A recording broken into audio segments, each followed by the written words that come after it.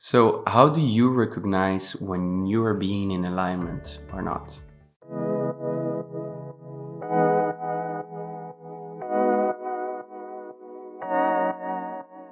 For me, it's being like an open vessel of communication. It's basically being hollow and understanding, using the information that are coming through me and putting it in action in the same moment without any thought interfering. And that can be many things. That can be in the writing, that can be in any action of the day.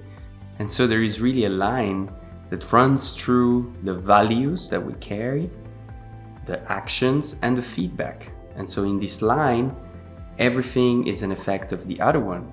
And so the values that we carry, what we believe in, and then the action we are taking, or I am taking, and then the feedback that the universe, the place is giving me back. And so this flow experience, it can be so satisfactory. I think it's what we are craving as humans, is that place of connection, doing what I am meant to do.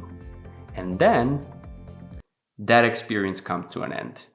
And then I go out and I'm trying to hunt that feeling again, like if I'm catching a cloud.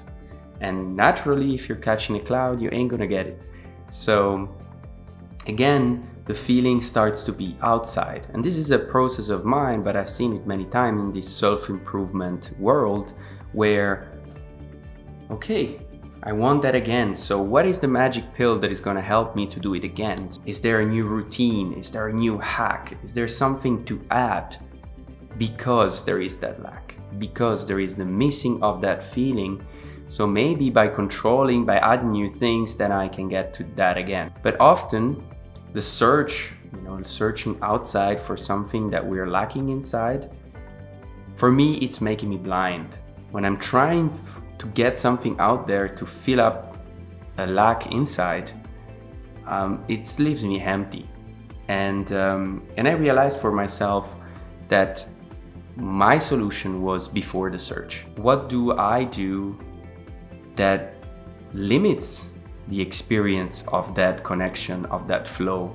What is actually limiting? What is happening before me finding something else? And so I came up with these 3 questions that really helped me out. I really invite you to use these questions and to reply to this question. You can even write them down in the comment and say what this is for you. And so the first question is really, what am I looking for exactly?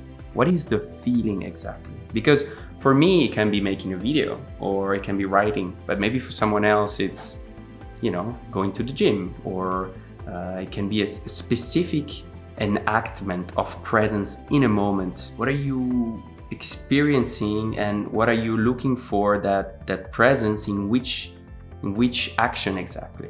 And so I think that describing helps us understand that this is really important for us and makes it clear on later how we can bring that again. The second question is, if I find what it is, if it's for me, it's making video, it's for me, it's writing, let's say it's writing, when can I dedicate time for that? When could I take time to really just be in contact with that action? Just really take the pages, remove things out, and just stare at that and start to write down. And so the third question is maybe the most powerful, which is, where in the frame of our life, where in the frame of my life, there is things that are not supporting me.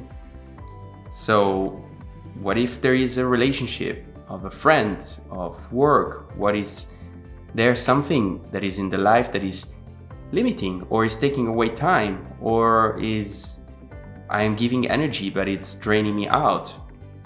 And so in this question we can really wonder, okay, the frame of my life is this is like when I go to work, this is how I'm doing things usually. And so you can start to really look, oh my God, like I really lose time with that, or I'm really giving this energy to this person, giving attention in that way.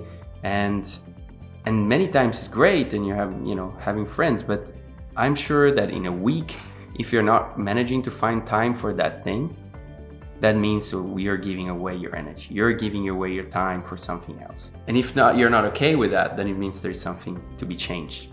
And so really asking precisely, where am I giving my power away? Or where am I carrying stones for other people? Or, where am I accepting a certain contract, that is not written down, but I need to be there, I need to do that. Or I can do it even with myself. I need to do this every Wednesday, or I need to do that every Thursday.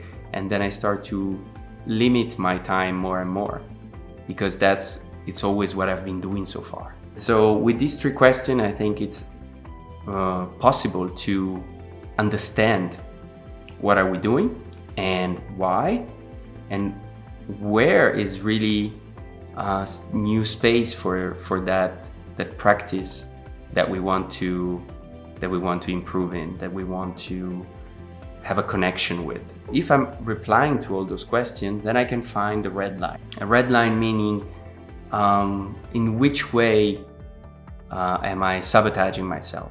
So let's make an example for myself. Then I am deciding to stay having time with that friend because I don't have enough courage to say to that person, hey, I don't want to spend time with you, and I just want to do my thing, which is this, that. And so why is that happening? Is that because you're afraid of being rejected, or there is a fear of conflict, or etc., etc.? So this is just an example. And so that can be the red line. And when we're understanding the red line, then we can have a choice. Then we see, okay, there is a pattern. I'm doing that. What can I do about it? When we start to have a choice, we start to be more empowered. And so it's the same like if we have a plant in our garden that we love, but we see it that it's really not growing. And maybe it's just because there is other parasite plants around that are taking the sun from it. Or when you're pouring water, the water is not going there. So what are we doing? We have a choice. We can cut away the parasite plants that are taking the sun, the energy, the water, and we can give it to this plant, which is us. So this is our plant. This is our life. And so these little plants is usually our little project, our desires, our visions that are starting to grow. And often they need to be guarded, and often they need to be supported to grow, because they are not a tree yet. Because a tree can take the sun and is there, and it's not going to be attacked by some small parasite plant. But when the plant is small, it needs that love, it needs that tending, it needs that sun, and it needs that water.